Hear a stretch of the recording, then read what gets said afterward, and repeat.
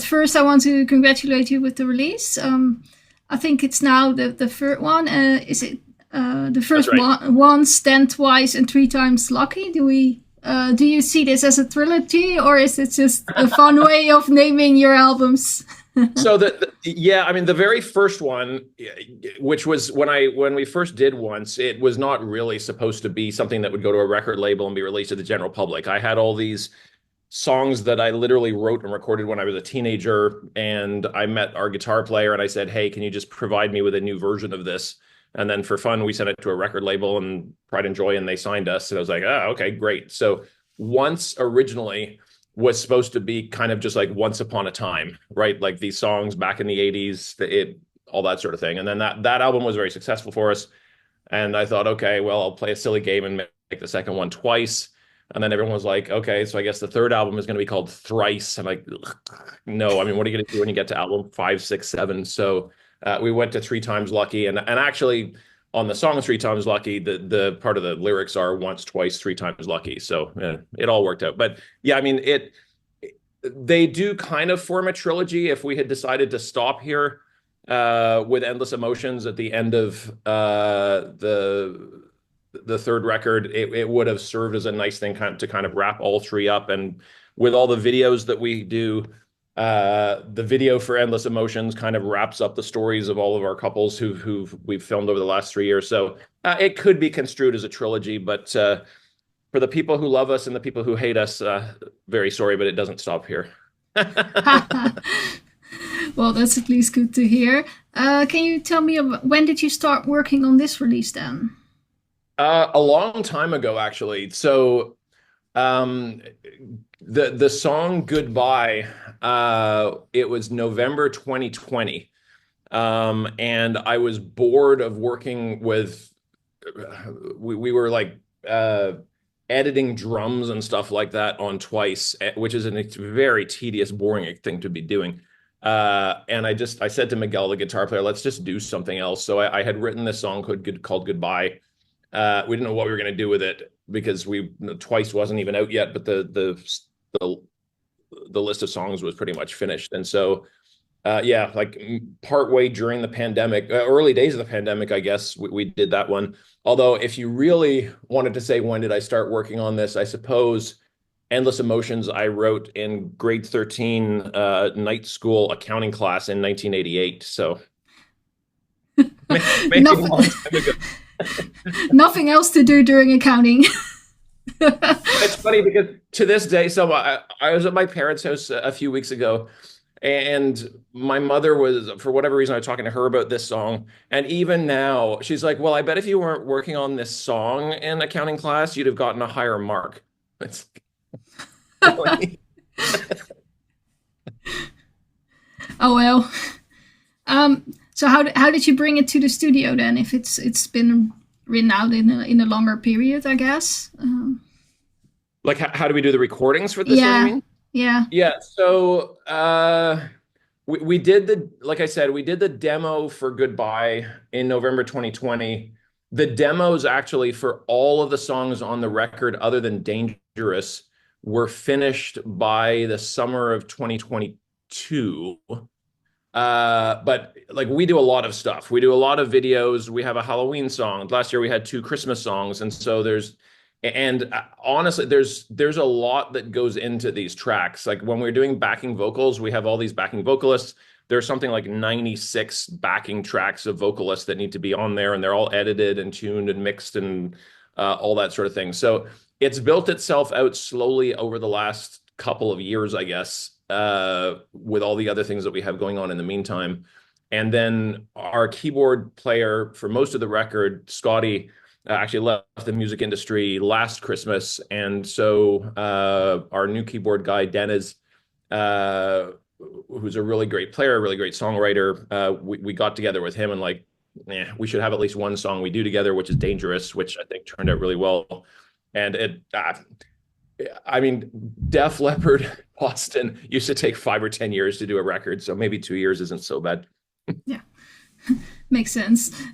Let's look a little bit at the songs that you released, and I Sure. want to start with "Dangerous" as it was released as a single. What Yep. can you tell me about this song?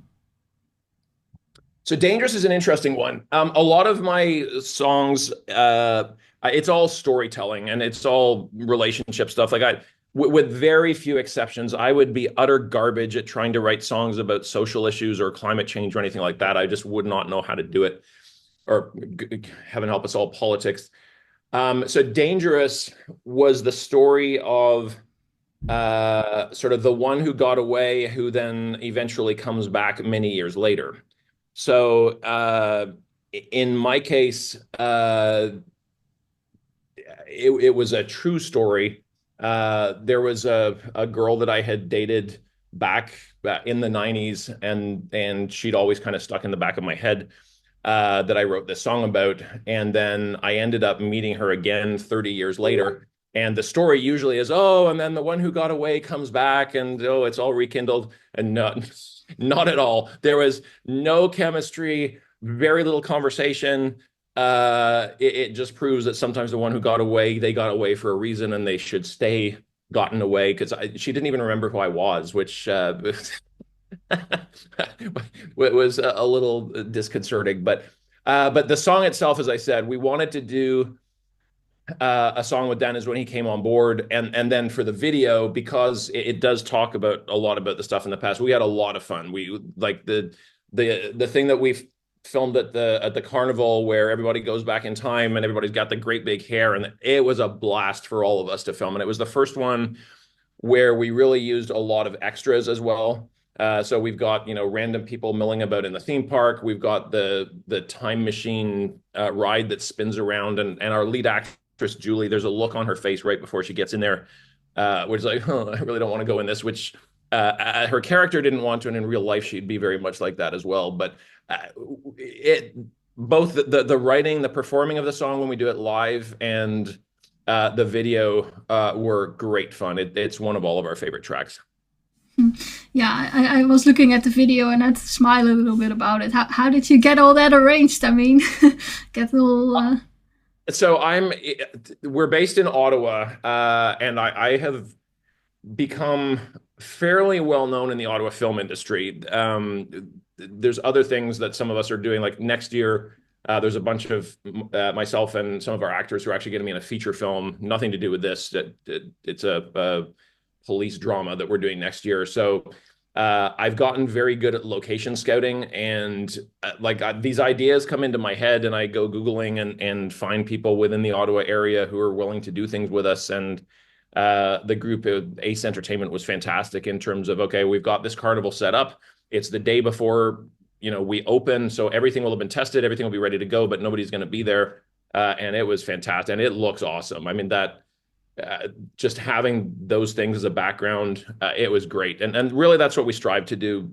I often get asked or told, "Oh my God, you do so many videos," and I don't know. For me, the joy is the video and the music together, not just the music. I mean, there are certainly people out there, industry people, record labels, even sometimes band members, who are used to the typical, you have an album, you have 3 videos of 5 guys standing around in a warehouse lip syncing, and that's it, that's all, and now we go on to the next thing. In our case, we do a lot of social media, we do a lot of videos, we're out there all the time, and this is my great joy. And so Dangerous, I think, like that was the ultimate, like all those wigs and such, like me with the big blonde hair,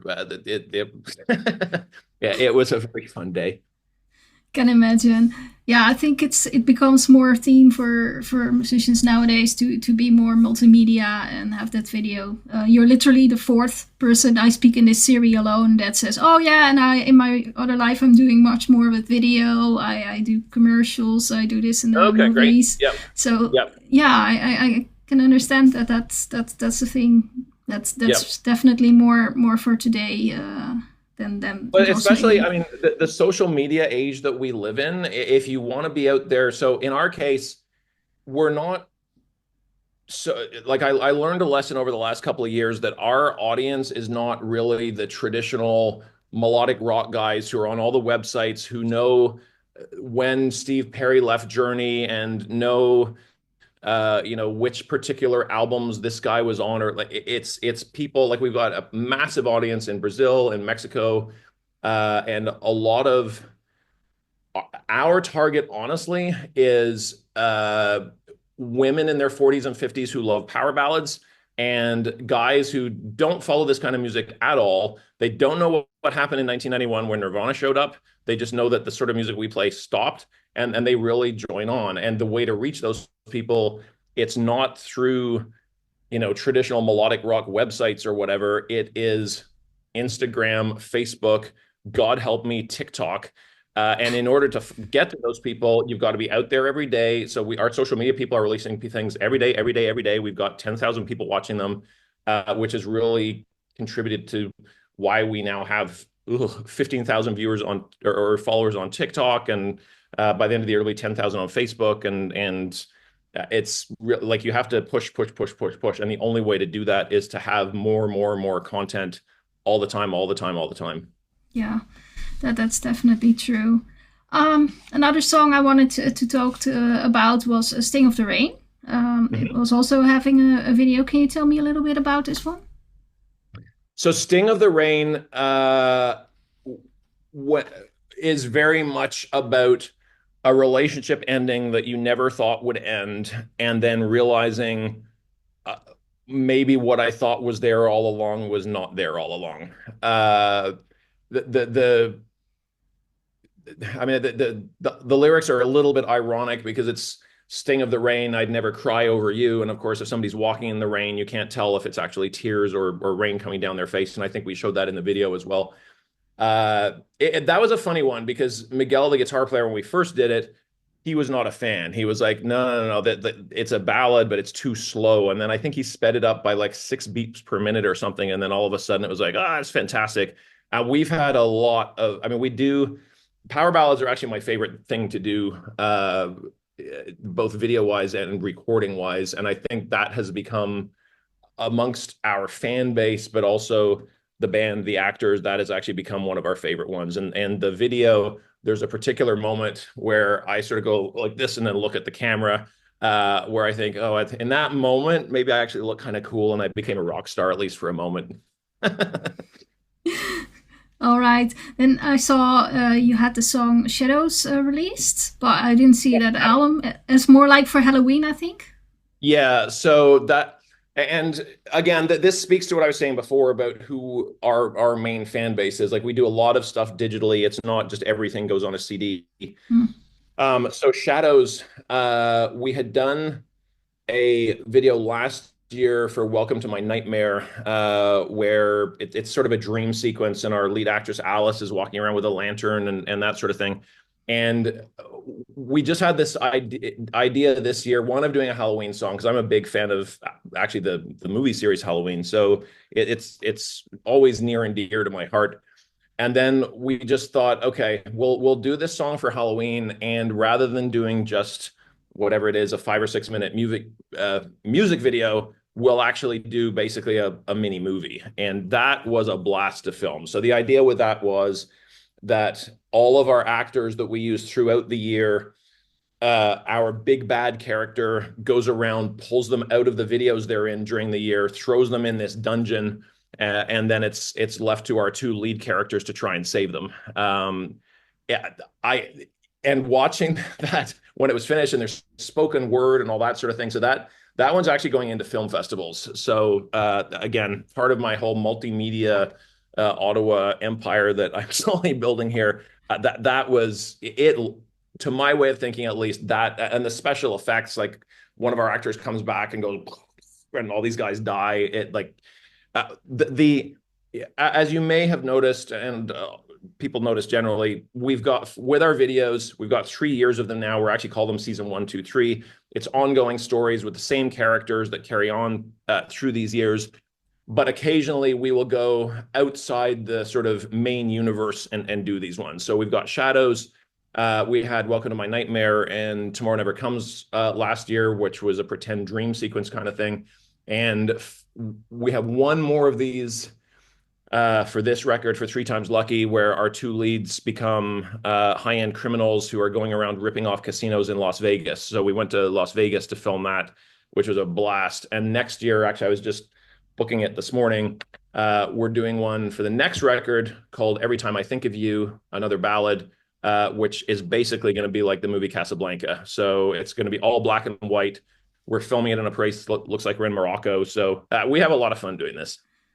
Sounds amazing. One song that jumped really out to me is One Wild Night. I really like the powerful sound and how the guitars are breaking it up a little bit here and there. Can you tell me about this track? Yeah, so that of course is the opposite of an Endless Emotions or Sting of the Rain. Miguel comes to me one day and he's like, I've got this really Motley Crue song, but I'm worried it sounds too much like I don't know which Crue song it was. And I listened to it and I'm like, I mean, it's that sort of sound, but no different than any of the other dozens or hundreds of songs that kind of sound this way. And it was really fun because, I mean, it sounds more like a hair metal song as opposed to melodic rock. And my voice, like when we first started, I used to sing in a lower register, and there's all these people on the internet. Oh my God, he doesn't sound like Steve Perry and a baritone. And as time has gone by, my natural singing place is actually higher, and that allowed me to sing quite high. It really allowed us to rock out. Our drummer loved it because his background is not rock at all, and he's pounding away on the drums in the studio and having just a great time. And then the video we did for this one, we did a concert looking video with it. And we've got all these fans out there, and like I'm pointing the microphone at the audience for the hey, and it was just a blast. And we've got another one like that coming up on the fourth album as well. Those are really fun because it's really just like we just drop everything and just rock out, and it's crazy fun. All right. If you look at this release, which of these tracks do you enjoy playing live most then? Without a doubt, it is. No, I can't think of it. Sorry, it's early in the morning here.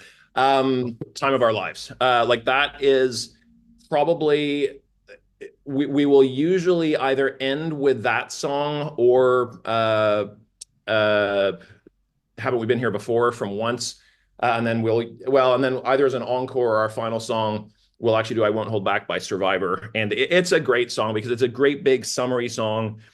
We played live at a festival in the UK this summer that there's 2,000 or 2,500 people out there, and it's August. We're singing about summertime. It's this great, upbeat, happy song. It's in a way, it's a little bit melancholy because it thinks about days gone by, but it is by far from this record that maybe my favorite live song to do. Period. I think. Okay, nice. Do you have a lot of plans for touring abroad with this release, or are you now on to the next? So we just wrapped. As I said, we had Canadian dates this year. We did a 4-city thing in the UK back in August. So for this year, 2024, we're finished touring. For 2025. So I am very good friends with Alessandro Del Vecchio from Edge of Forever and so many other bands that he's written and produced. And we are working on something where we are going to have 4 bands that kind of do a touring festival. So this will not be the early part of next year. It may be late next year or early part of the year after, where it will be us. I'm going to sponsor it and pay for everything. But then it will be some bands that are very well known in the melodic rock space. And so we're looking at dates in Europe, Japan, Canada, with a slightly different set of people because I know a lot of the Canadian melodic rock folks now. And one of the things that's happened in the last few years is, I mean, obviously musicians, it's difficult to make money right now. I mean, Spotify pays 0.03 cents a stream or something like that. CD sales are obviously not what they once were. And so it's always been about touring. But then with touring, even with festivals, like we faced this the summer before this, where I think it was the festival that we ended up playing at, or some other one. The festival itself got canceled, and so a lot of what has been happening is uh, festivals end up canceling because not enough people are buying tickets for them ahead of time. Not enough people buy tickets for them ahead of time because they're worried the festival is going to cancel, and around we go. So again, and I've had people along my journey here who don't like the fact that I take things on myself. Like I will go advertise in magazines. I'll hire PR people. I will book big tours like this. So our idea was, okay, if there's not going to be a festival that we can rely on, we'll take these four bands and we will take them on the road, and we will be our own mini festival that goes to Belgium, Holland, Hungary, Spain, Portugal, Australia, Japan, and we will just do it ourselves. So it's not the focus at this particular moment, where, again, we have a Christmas song that's coming out in 3 weeks that I have to upload as soon as we finish this call. And then we're doing more songs from album 4, but Alessandro and I definitely have that in the works. Okay, sounds good. I'm curious. If you come by, I'll definitely try to make it to your dates. Oh, it'll be lovely. Yeah. Of course, the obvious question: when is your next album forthcoming? So there's two things in the works. We're working on, so the fourth one is called Four Sides to Every Story. So in every argument, there's four sides. There's my side, there's your side, there's the truth, and then there's what we would want it to have been. So four different stories. So that we're running behind a little bit. A couple of months ago, I panicked because I was like, it took us like from 22 to now, it took to get number 3 ready, and the demos weren't finished. And so I flew to Italy. I wrote 3 or 4 songs with Alessandro. I flew to Vancouver.